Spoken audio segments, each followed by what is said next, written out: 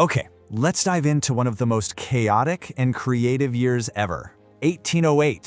The world was basically on fire, and the epicenter of it all was Spain, thanks to Napoleon. And this war, it wasn't just armies fighting. It was a crisis that completely tore a nation apart. And what's wild is how fast Spain just descended into chaos and all-out resistance. So Spain was just the beginning. The instability from Napoleon's moves sent shockwaves everywhere. Take Portugal and Sweden, two totally different crises. But guess who's behind both? Napoleon. And while everyone was distracted, Russia seized the moment. The map of Europe was changing by the day. But across the Atlantic, all that chaos in Europe, it actually created some unexpected opportunities. On this very day, the US officially banned importing enslaved people, a truly landmark decision. Later that year, James Madison becomes the 4th president, stepping into this world of insane tension. So because of Napoleon, the Portuguese court fled to Brazil, basically creating a new empire from there. But here's the thing, amidst all this chaos and war, human creativity was just exploding. The Spanish artist Francisco Goya saw the brutality firsthand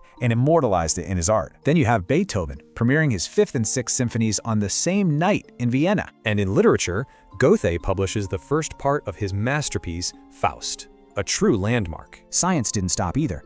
John Dalton published his groundbreaking work on color blindness. It really feels like a microcosm, right? All these massive global events happening at the same time. For example, Australia had the Rum Rebellion, the only successful military coup in its history. Meanwhile, in Bangkok, the first Royal Time Mint was established, a huge step in modernizing the economy. It's like even nature was in on it. A huge volcanic eruption and a major earthquake too. So yeah, 1808 was full of violent endings and incredible new beginnings, all happening at once. It makes you wonder, what hidden forces are shaping our world right now?